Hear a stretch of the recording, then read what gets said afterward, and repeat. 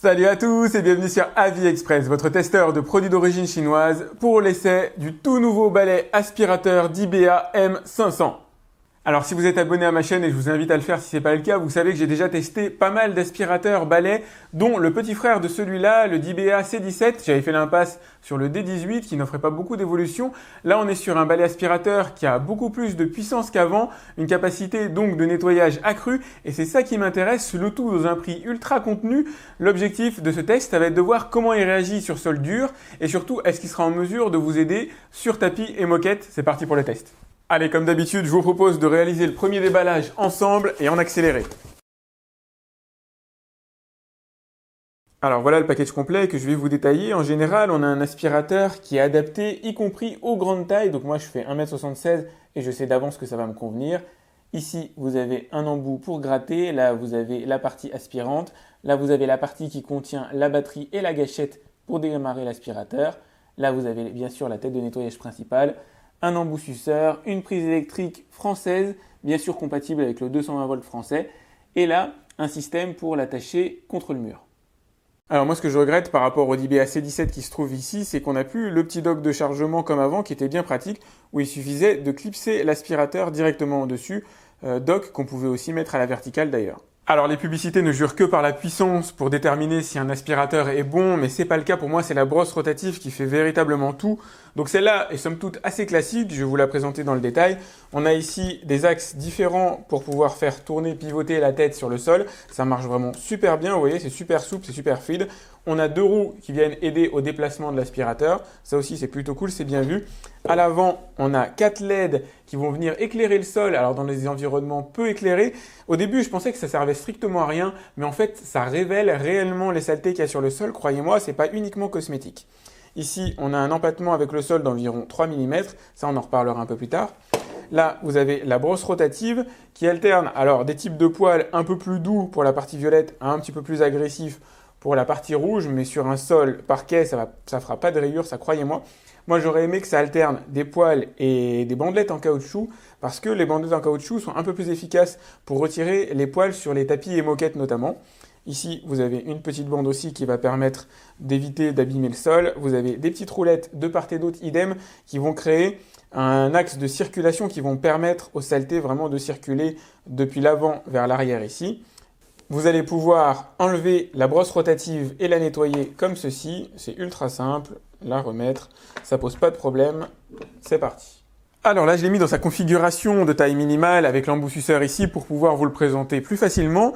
Donc vous avez ici le compartiment qui contient la batterie de 2200 mAh capable de tenir en théorie 40 minutes en aspiration minimale et 20 minutes en aspiration maximale. L'aspiration maximale s'enclenche ici. Donc vous avez là la petite gâchette, il suffit d'appuyer une fois. Vous appuyez ici et ça enclenche l'aspiration maximale. Hop, et là pour éteindre. Donc là, l'idée, ça va être de vous présenter de quelle manière vous allez pouvoir nettoyer, accéder au filtre, au compartiment poussière. Donc vous allez pouvoir enlever par exemple cette partie-là comme ceci. Le compartiment poussière fait 500 ml, donc c'est classique, hein, c'est dans la norme du marché. Vous pouvez y accéder de deux manières. La première, en appuyant sur ce petit bouton-là pour vider par le bas la poussière. Ça, c'est quand même plutôt cool. Hop. Et la seconde, pour nettoyer les filtres notamment. Donc vous pouvez enlever le compartiment moteur qui se trouve ici. Et vous allez avoir accès donc, au deuxième niveau de filtrage, le plus fin, plutôt pour les particules fines, les allergènes, etc. Et ici, le premier niveau de filtrage. Donc vous pouvez nettoyer ça facilement avec une brosse. Hop, voilà ce que ça donne. Et le remontage est ultra facile. Il n'y a même rien à enclencher. Ça a été simplifié par rapport aux précédentes générations. Hop, voilà. Et je crois que ça se met comme ceci. Alors là, je tourne cette séquence uniquement pour vous montrer l'allonge de l'aspirateur. Moi, je fais 1m76 et je suis totalement à l'aise avec. Ça tourne bien. Hop. Alors là, ce qui est cool, c'est que je vais pouvoir comparer un petit peu les deux générations. Donc vous avez ici l'ancienne DBA C17 et le nouveau. Donc je vais les mettre en puissance maximale tous les deux et puis leur faire aspirer un petit peu le rail de sel ici, juste pour voir s'il y a vraiment plus de patates dans la nouvelle génération. Donc hop.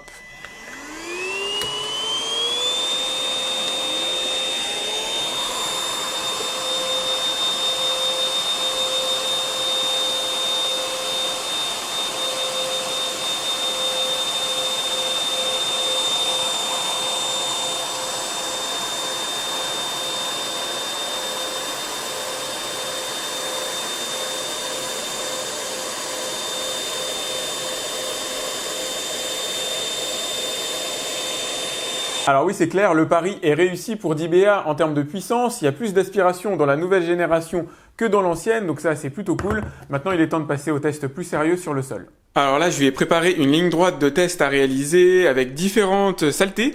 Donc ici, on commence par les grains de riz, donc des particules assez volatiles. Après, on a de la terre. Après, on a un petit peu du tout venant des résidus d'autres aspirateurs. Et enfin, on termine par des poils de chien.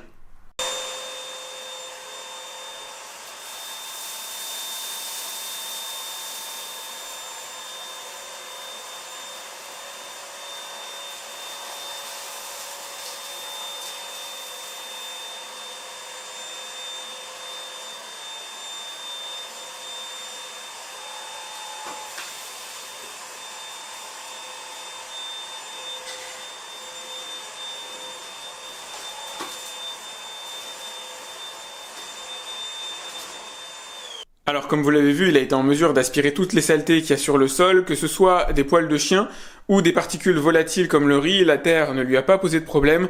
Son seul véritable défaut, c'est le même défaut qu'on retrouve sur tous les aspirateurs concurrents de la gamme, c'est-à-dire la garde au sol qu'on peut avoir ici entre l'aspirateur et le sol. On a un débattement d'environ 3 mm. Donc en gros, l'aspirateur ne pourra pas avaler des particules de plus de 3 mm de diamètre. Il faudrait un aspirateur beaucoup plus puissant pour ça, pour se permettre d'avoir une ouverture ici plus grande. Alors, petit test tout simple, c'est l'aspiration des bordures, et l'idée c'est de voir à quelle distance du mur il est capable d'aspirer les saletés. Donc on va voir la trace, normalement j'ai mis du sel sur le sol.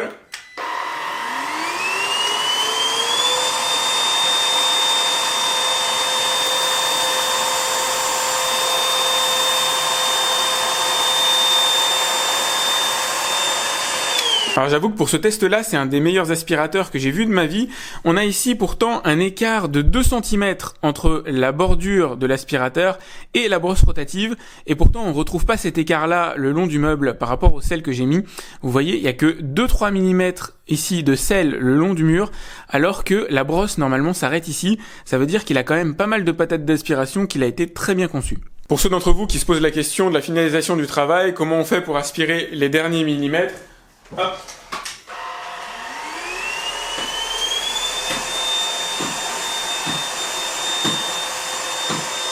C'est moins pratique mais c'est efficace. Alors on va passer au test du nettoyage du tapis et ça va être simple. Je vais vider tout ce que j'ai pu ramasser jusqu'ici comme saleté directement sur le tapis. Hop. Ça en fait un sacré paquet et on va voir comment il se débrouille dans des conditions difficiles. Alors c'est parti pour le test. Je vais vous répondre à d'autres questions, j'imagine que vous vous posez en même temps. Je pense que tout le monde se demande un petit peu comment se positionne Dyson, en quoi Dyson c'est si bien que ça.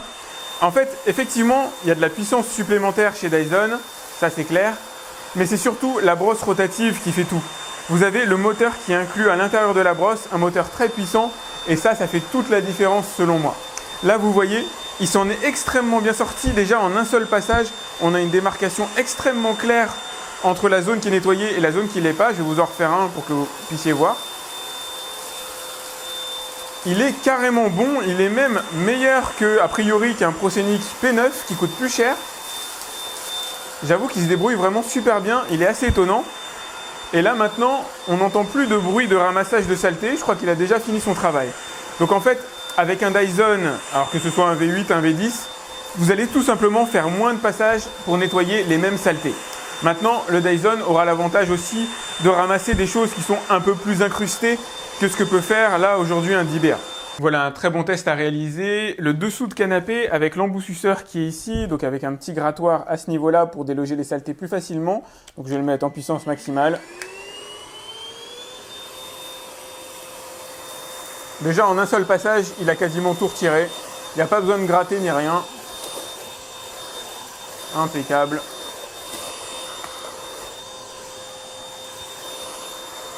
C'est bon pour moi. La plupart des aspirateurs que j'ai testés jusqu'ici ont une tête trop épaisse pour passer sous des meubles relativement fins. En général, ils s'arrêtent à peu près ici, donc toutes les saletés qui se trouvent, par exemple sous mon canapé, ne sont jamais aspirées. Là, je peux au moins partiellement le rentrer sous le canapé et faire partir toutes les saletés visibles. Alors, l'autonomie du DBA est très exactement de 35 minutes. On avait 40 minutes annoncées par le fabricant. À mon avis, ils ont fait les tests probablement sans la brosse rotative, puisque elle-même consomme de l'énergie. Moi, j'ai fait le test avec la brosse rotative, donc c'est 35 minutes réel. Normalement, je pense qu'il y a largement de quoi nettoyer un appartement ou une maison d'une centaine de mètres carrés sans souci. Eh bien écoutez, je sais pas si vous a convaincu, mais moi oui, le test du tapis en fait est totalement révélateur. Autant sur sol dur comme un parquet, carrelage, je m'attendais à ce qu'ils soient en mesure de tout nettoyer assez facilement, si ce n'est le petit empattement de 3 mm qui limite un peu la taille des saletés que vous allez pouvoir aspirer. Pour le reste, sur sol dur, en général, c'est du tout cuit. Par contre, sur tapis, je m'attendais à un résultat beaucoup moins bon que ce qu'il a été en mesure de produire. Vous l'avez vu, il a aspiré quand même énormément de choses en un seul passage. Alors bien sûr, c'est pas un Dyson. Le tarif est quasiment 5 fois moindre que celui d'un Dyson. Donc c'est normal, mais il est véritablement excellent et ultra bien positionné dans sa catégorie. Je vous le recommande d'ailleurs par rapport au C17 et au D18 de chez DBA toujours. Je vous le recommande aussi par rapport au ProSonic P9, même si ça vaudrait le coup de faire un petit comparatif entre les deux. Il m'a aussi pas mal impressionné sur le nettoyage des plinthes. Il a longé les bordures de manière extrêmement fine. Là, j'avoue, il a été tout simplement bien conçu. Donc voilà, je vous le recommande à l'achat. Je vous mets le lien dans la description, évidemment, si vous le voulez. N'hésitez pas à mettre un like si vous avez aimé ce test. N'hésitez pas à vous abonner aussi si ce n'est pas déjà fait. Et moi, je vous dis à très vite pour un autre test de produits d'origine chinoise sur AliExpress. Salut!